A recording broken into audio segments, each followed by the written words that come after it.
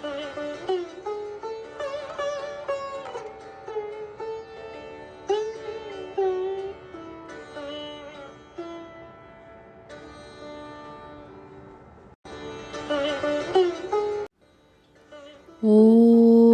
यथाग्नेर्दाहिका शक्ति रामकृष्णे स्थिता हिया सर्वविद्यास्वरूपां तां शारदां প্রণমাম্যহম।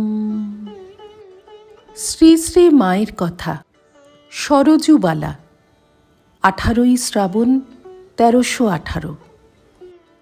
সামনের মাঠের ঘর হতে একটি দরিদ্রা হিন্দুস্থানি নারী তার রুগ্ন শিশুকে কোলে করে মায়ের আশীর্বাদ নিতে এসেছে। তার প্রতি মায়ের কি দয়া! আশীর্বাদ করলেন, ভালো হবে।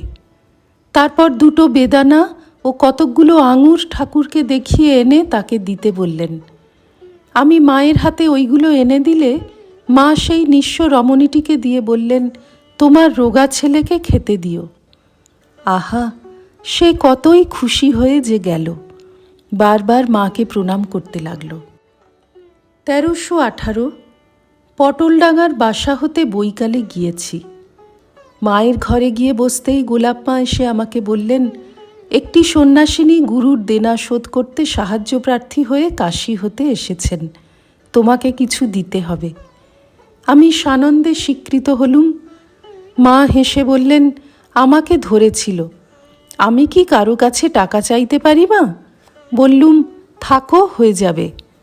গোলাপ মা বললেন, হ্যাঁ, মা আমার শেষে হিল্লে করে দিয়েছেন। মা আস্তে চুপি চুপি আমাকে বলছেন, গোলাপ 3খানা গিনি দিয়েছে। খানিক পরে সেই সন্ন্যাসিনী এলেন।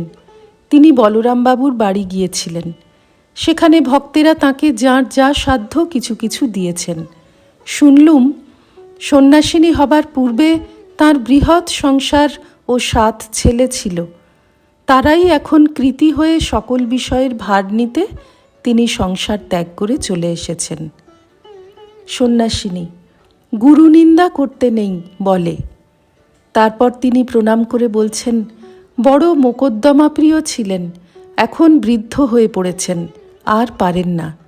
ওদিকে পাওনাদার ডিক্রি পেয়ে ধরতে চায়। কি করি? তাই তাঁর জন্যে ভিক্ষায় বেরিয়েছি।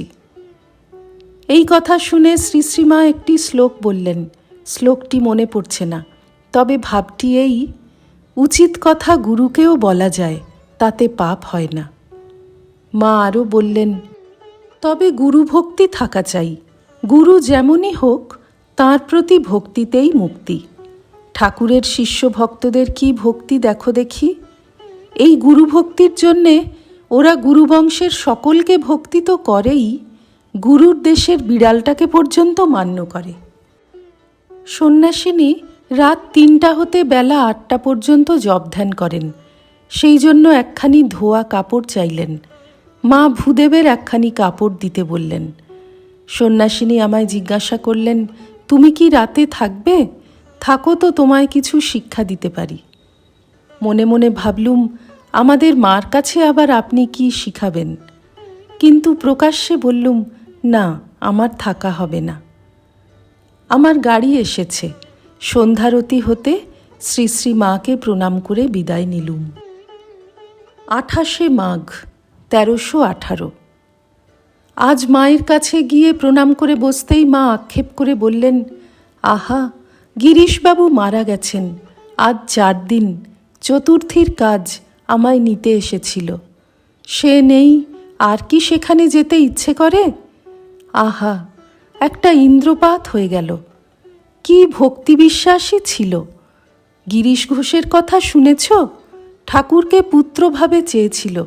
ঠাকুর তাতে বলেছিলেন, হ্যাঁ, বয়ে গেছে আমার তোর ছেলে হয়ে জন্মাতে। তা কে জানে মা।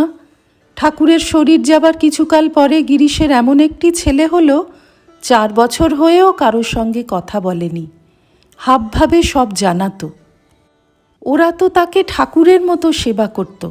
তার কাপড় জামা, খাবার জন্য রেকাব, বাটি, গেলাস, সমস্ত জিনিসপত্র নূতন করে দিলে সেসব আর কাউকে ব্যবহার করতে দিত না।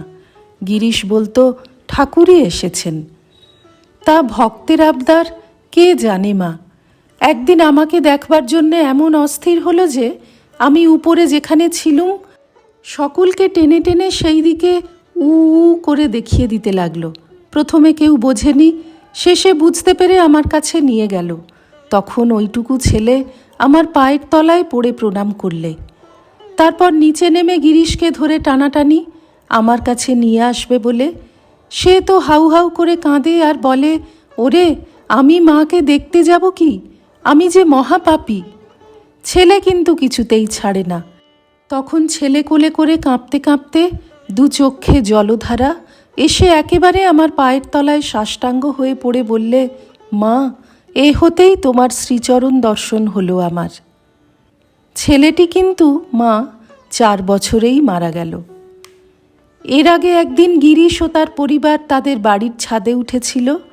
আমি তখন বলরামবাবুর বাড়িতে বিকেলবেলা ছাদে গেছি।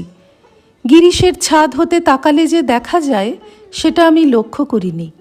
পরে তার পরিবারের কাছে শুনলুম সে গিরিশকে বলেছিল, ওই দেখো মা ও বাড়ির ছাদে বেড়াচ্ছেন। গিরিশ ওই কথা শুনে অমনি তাড়াতাড়ি পিছন ফিরে দাঁড়িয়ে বলেছিল, না না, আমার পাপ নেত্র, এমন করে লুকিয়ে মাকে দেখব না।